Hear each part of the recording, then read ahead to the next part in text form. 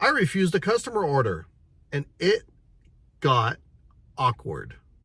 Welcome back to the Dad Cave channel, where the goal is to inspire creativity through community collaboration. And today we're diving into an essential aspect of customer service, the art of saying no. No! No! Whether you work in retail, hospitality, or you're a small business owner like me, knowing how to politely refuse a customer request is crucial. Saying no doesn't have to be confrontational or negative. In fact, with the right approach, you can still maintain positive relationships with your customers while upholding your business principles and boundaries. I'm going to be providing you with 4 actionable tips today that you can use, but first, story time.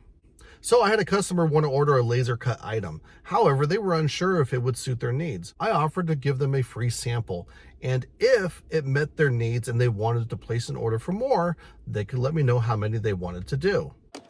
Delicious. I will seriously consider purchasing this product. So after providing the customer with a free sample, they decided to place an order for more. I quoted the price to the customer, which the customer then came back and said, "No, you quoted a lower price." And that's where things get awkward. I'm going to have to go ahead and sort of disagree with you there. The customer immediately proceeded to start lowballing my offer, telling me, "Well, can't you do it for less? Can't you do it for this much?" In the end, the customer and I were not able to come to an agreement. However, by utilizing the tips in this video that I'm going to give you, I was able to decline the order in a professional manner and potentially still save the relationship to be able to possibly provide future services for this customer. Tip number 1, empathize and validate. I understand your frustration. Start by acknowledging the customer's request and empathizing with their situation. In my example, the customer had told me that the cost of their materials were going up, and I told them, I completely understand.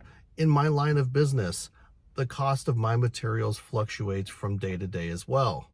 In addition, I validated her concerns by acknowledging that we were both small business owners and that the cost of our materials and goods to create the items that we ultimately sell to people can fluctuate, and that oftentimes those margins can be very thin. That's very thin. What the hell thins my middle name? Tip number 2, offer alternatives. Is there something else that you can provide the customer that will possibly meet their needs? Offer a different size, offer a different material, maybe even a different color. If these choices are provided to the customer that could potentially suit their needs, you may still be able to do business with them. In my situation, I wasn't able to offer a different material, but I did offer to do them at a different size. However, that was not going to suit the customer's needs. So by providing alternatives versus just saying no, at least I was able to show the customer that I was proactive and willing to try to find accommodations to suit their needs. Tip number 3 is be firm, but be polite. We reserve the right to refuse you service. It's important to assert your boundaries or limitations to your business principles politely and respectfully. For example, you can say, "Unfortunately, I'm not going to be able to fulfill your request." Or you can say, "Respectfully, I'm going to have to decline this order." And if you are still wanting to possibly do business with this customer in the future, be sure to include that in your response. Make sure you tell them, "Unfortunately, I'm not able to fulfill your request at this time, but please consider working with us again in the future." Tip number 4, apologize and thank them. And don't forget to have a friendly demeanor and tone throughout the conversation. Now, I don't know if the customer is going to return to me in the future for any other orders, but I know that by utilizing the tips I outlined in this video, that difficult conversation I had to have was done politely and respectfully, which is, I think, probably the best thing that anybody could hope for as a small business owner. And if the customer does return for any future orders, the conversation that I've already had with that customer is going to set the tone and the expectation for any future conversations that we may have.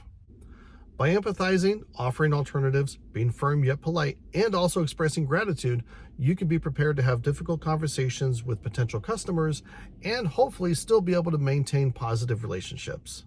If you found this video helpful and you're looking for more content that focuses around community and creativity, then be sure to check out my podcast here.